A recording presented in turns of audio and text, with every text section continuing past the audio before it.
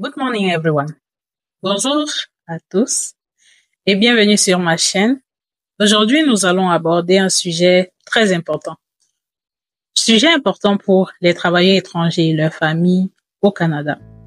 Donc, si vous êtes un travailleur étranger ou si vous connaissez quelqu'un dans cette situation, restez avec moi car je vais vous expliquer les nouvelles directives concernant les permis de travail ouverts ou encore appelés PTO, qui entreront en vigueur très bientôt.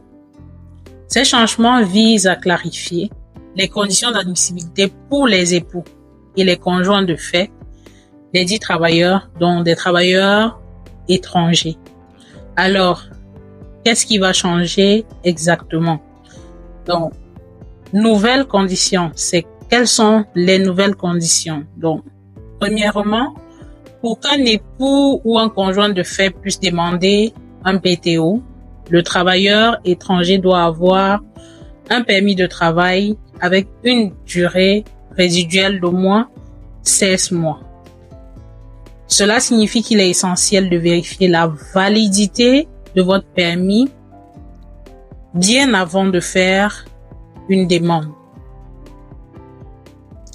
Par la suite, deuxièmement, il y a une autre mise à jour importante.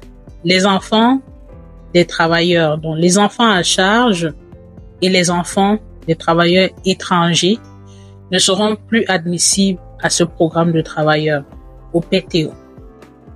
Donc, c'est un changement significatif qui pourra affecter de nombreuses familles, bien entendu. Et le troisième point, c'est vraiment la validité des PTO précédents. Je sais que quand une nouvelle règle sort, les gens sont très curieux de savoir qu'adviendra-t-il pour ceux d'avant.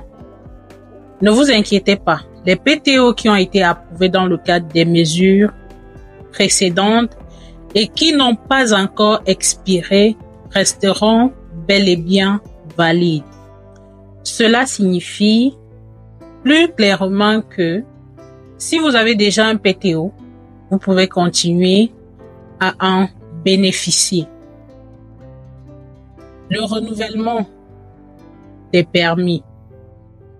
Pour ce qui concerne le renouvellement des permis, ceux qui ont besoin de renouveler leur permis ou de travail, sachez que les membres de la famille au Canada, y compris les époux ou les épouses, les conjoints ou les conjointes de fait, peuvent le faire. Donc, ils peuvent demander le renouvellement de leur permis de travail, mais à une condition, celle de respecter certains critères. Ceci dit, ils doivent présenter une demande selon les mêmes critères que leur permis actuel et la durée demandée doit correspondre à celle du permis d'études ou encore à celle du permis de travail du demandeur principal. On va passer aux exemptions. Dans quelle situation vous pouvez avoir des exemptions? Donc, ne vous découragez pas. Je pense que ceci va venir donner beaucoup de courage ou alors remonter plusieurs personnes. Donc, il est important de noter que les époux ou conjoints de fait des travailleurs couverts par des accords de libre-échange et ceux qui passent à la résidence permanente ne seront pas touchés par les changements que nous avons cités un peu plus haut. C'est une bonne nouvelle, n'est-ce pas? Comme je vous avais dit d'entrée de jeu, ne vous inquiétez pas. Donc, c'est une bonne nouvelle précisément pour ceux qui se trouvent dans cette situation-là.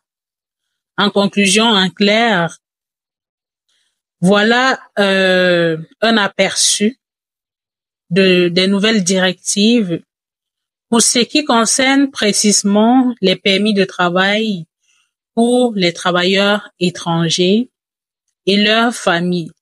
Si vous avez des questions ou si vous souhaitez en savoir davantage, laissez vos commentaires ou encore, vous pouvez visiter le site du gouvernement du Canada, la section immigration. Si vous avez trouvé la vidéo utile, pensez à liker, à vous abonner pour plus de contenu. Merci pour votre attention et à très bientôt. Prenez soin de vous, portez-vous bien. Bye bye.